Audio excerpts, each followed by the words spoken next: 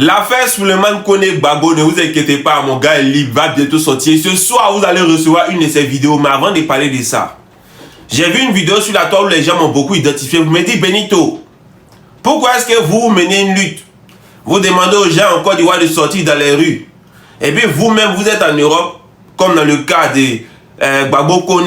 Lorsqu'on veut vous rapatrier en Côte d'Ivoire, vous dites non, vous voulez aller au Mali, vous voulez aller au Burkina, vous voulez aller au Niger. Vous ne voulez pas aller en Côte d'Ivoire. Donc vous êtes en Europe, là-bas, vous encouragez les enfants des gens à sortir dans la rue. Les enfants des gens à aller marcher pour qu'ils se fassent massacrer. Mais la question qui est là, c'est pourquoi quelqu'un va revendiquer son droit citoyen. Et puis la personne va avoir peur d'être massacrée. Et puis la personne va avoir peur de se retrouver en prison.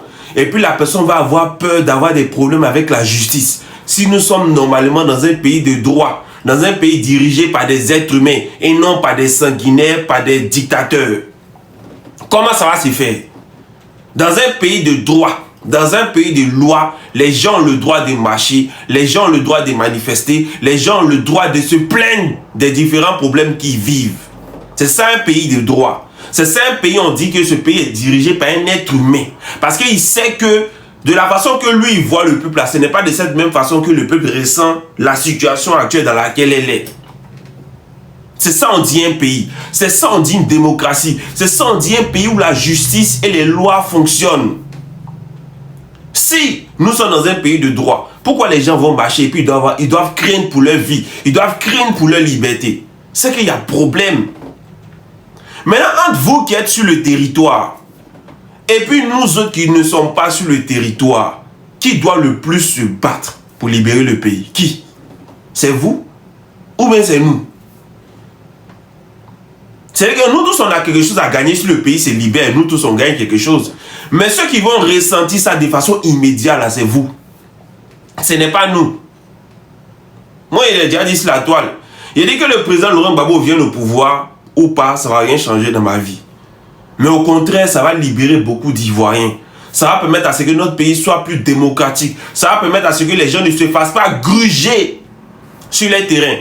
Ce matin, on a appris par Salé Tchemoko qu'il y a une dame qui s'est retrouvée en France, qui s'était plaint que le maire de Benjerville a volé son terrain. Elle s'est plainte. Elle est rentrée à Abidjan ces temps-ci, ils l'ont arrêtée, elle est en prison. Ils l'ont arrêtée, elle est en prison. Alors qu'elle a dénoncé que le maire actuel de Benjerville veut voler son terrain. Et ça, c'est quelque chose de palpable. Donc, c'est à vous qui êtes sur le territoire, c'est à vous de faire tous les efforts. C'est à vous de donner le maximum. Et puis nous, là, on va venir compléter. Et puis nous, là, on va apporter le peu qu'on peut faire. Mais si vous êtes assis, vous regardez. Oui, vous vous plaignez que la vie est chère en Côte d'Ivoire, venez sur le territoire, vous allez mener la lutte, alors que nous, on mange 3 fois par jour. Moi-même, tellement il y a nourriture, même, il n'est pas souci même de penser à manger. Il n'est pas ce souci-là. Il ne pense même pas à manger. La preuve en est, depuis ce matin, il n'est pas mangé jusqu'à l'heure-ci. Parce que c'est que si il va à la cuisine, j'ouvre mon frigo, c'est bé à chier. C'est bé à chier. Donc il n'est pas ce souci-là de vouloir manger. S'il veut sortir et que même il ne sait pas où aller, bref, tous les moyens sont là. Donc je n'ai pas à me plaindre par rapport à vous. Je n'ai pas à me plaindre que la vie est chère par rapport à vous. Parce que 1 kilo de riz c'est quoi? Un franc, virgule, je sais pas, 30 ou 50. Je ne connais pas le prix d'1 kilo de riz même. Et je ne connais même pas le prix d'1 kilo de riz. Je ne connais pas. Il ne connaît pas. Tellement que c'est insignifiant. Bidon d'huile même de 2 litres qu'on prend pour faire friteuse, il ne connaît pas le prix. Tellement que c'est insignifiant. C'est que je suis malade, il met, comment on appelle ça, à l'hôpital, je ne connais pas le prix. Tellement que c'est insignifiant.